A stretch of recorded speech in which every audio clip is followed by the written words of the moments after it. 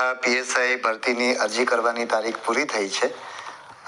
આ પરીક્ષાના અભ્યાસક્રમ વિશે ઉમેદવારો અવારનવાર પ્રશ્નો પૂછતા હોય છે, તો આજે હું લોકરક્ષકના અભ્યાસક્રમ વિશે ઉમેદવારોને માર્ગદર્શન આપીશ. તો લોકરક્ષકની અંદર બે પાર્ટની અંદર આપણું એક પેપર લેવાનું છે પરીક્ષાનું. 200 ગુણ છે, એમસીક્યુ ટાઈપનું છે, એટલે કે 200 હેતુલક્ષી પ્રશ્નો પૂછવામાં આવશે અને 3 કલાકનું પેપર છે. અને એમાં પાર્ટ એ અને પાર્ટ બી બે ભાગમાં આખું પ્રશ્નપત્ર વહેંચાયેલું છે અને એમાં બંનેમાં પાસ થવું ફરજિયાત છે અને બંનેમાં પાસ થવા માટે 40% ગુણ મેળવવા ફરજિયાત છે. હવે આપણે પાર્ટ એ ની વાત કરીએ. વિદ્યાર્થીઓને ખાસ કરીને એને લગતા જ મુખ્ય પ્રશ્નો હોય છે. પાર્ટ એમાં 80 માર્ક્સ છે, 80 ગુણ છે અને 80 પ્રશ્નો એમાં પૂછાશે અને બંનેમાં ખોટા પ્રશ્ન માટે માર્ક્સ કપાવવાના છે. 0.25 માર્ક્સ એની અંદર કપાવવાના છે, એટલે કે નેગેટિવ માર્કિંગ છે. હવે પાર્ટ એના અભ્યાસક્રમની વાત કરીએ તો રિઝનિંગ અને ડેટા ઇન્ટરપ્રિટેશન, ક્વોન્ટિટેટિવ એપ્ટિટ્યૂડ અને કોમ્પ્રિહેન્શન. તો પહેલાં આપણે રિઝનિંગ અને ડેટા ઇન્ટરપ્રિટેશનની વાત કરીએ તો એના 30 ગુણ છે, એટલે કે 30 પ્રશ્નો પૂછાશે. અને રિઝનિંગ અને ડેટા ઇન્ટરપ્રિટેશન છે એ ગણિત નથી, એટલું વિદ્યાર્થીઓને હું સ્પષ્ટ કરું. રિઝનિંગ એટલે કે તર્કના આધારે તમારે જવાબ નક્કી કરવાના છે અને ડેટા ઇન્ટરપ્રિટેશન એટલે કે તમને જે માહિતી ડેટા આપેલી છે એ ડેટાના આધારે તમારે પ્રશ્નોનો જવાબ આપવાનો છે. એટલે આ બંને એવા છે કે તમને જે રકમ આપેલી છે, જે વિગતો આપેલી છે પ્રશ્ન, એના આધારે તમારે તર્ક દોડાવીને રિઝનિંગને લગતા, તર્કને લગતા પ્રશ્નો તમારે સોલ્વ કરવાના છે અને ડેટાના આધારે જે પ્રશ્ન પૂછવામાં આવશે એ પ્રશ્નનો જવાબ આપવાનો છે.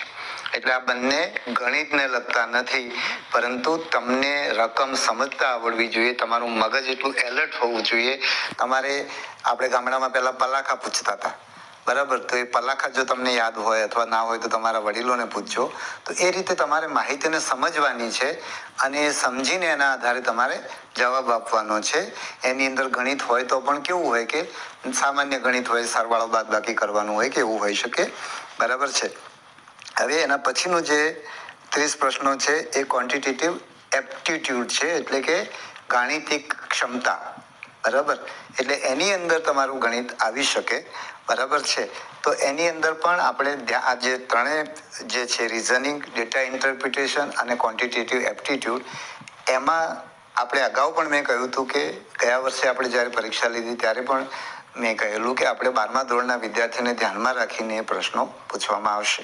એટલે તમે 12મા સુધી જે કંઈ ભણ્યા છો એના આધારે તમારી જે ગાણિતિક આવડત વિકસી છે, તર્ક તમારી અંદર વિકસ્યું છે, તમને કંઈ પણ માહિતી આપણે રોજિંદા જીવનની અંદર માહિતી આવતી જ હોય છે, તો એ માહિતીને આપણે એનું અર્થઘટન કરીને આપણે જવાબ આપવાની ક્ષમતા તમારે કેળવવાની છે. અને એને લગતા પ્રશ્નો ભૂતકાળમાં બીજી જુદી જુદી પરીક્ષાઓમાં ગુજરાત બહાર જ્યાં પણ પૂછાયા હોય અથવા તો એને લગતા પુસ્તકો હોય કે ઇવન તમારા 12માની અંદર પણ એવા કે તમારા નીચેના ધોરણોની અંદર એવા પ્રશ્નો પૂછાતા હોય, તો એને ધ્યાનમાં રાખીને તમારે તમારી એક ક્ષમતા વિકસાવવાની છે અને એના આધારે તમે તમારા જવાબ આપવાના છે. અને આનું જે ધોરણ છે પ્રશ્નોનું, એ ધોરણ 12મા ધોરણ સુધીના વિદ્યાર્થી માટેનું છે. હવે ત્રીજું જે છે કોમ્પ્રિહેન્શન ઇન ગુજરાતી લેંગ્વેજ, એટલે કોમ્પ્રિહેન્શન એટલે કે સમજવું, બરાબર છે? એટલે ગુજરાતી વ્યાકરણનો અભ્યાસક્રમમાં સમાવેશ નથી, પણ કોમ્પ્રિહેન્શનનો છે, એટલે ફકરા પરથી પ્રશ્નોના જવાબ આપવાના છે.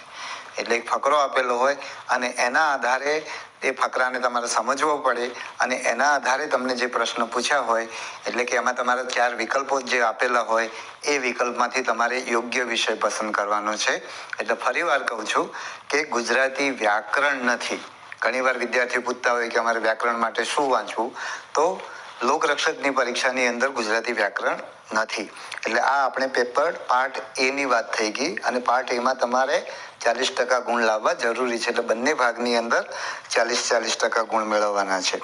હવે પાર્ટ બી ની વાત કરીએ તો 120 ગુણ છે, એટલે કે 120 હેતુલક્ષી પ્રશ્નો તમારે ત્યાં, એમાં પણ 40% પાસ થવું ફરજિયાત છે. 40% ગુણ મેળવવા પાસ થવા માટે ફરજિયાત છે. અને એની અંદર જે અભ્યાસક્રમ છે એ ભારતનું બંધારણ, પછી રોજબરોજના બનાવો એટલે કે કરંટ અફેર્સ, સાયન્સ અને ટેકનોલોજી એટલે કે વિજ્ઞાન અને ટેકનોલોજી, અને જનરલ નોલેજ.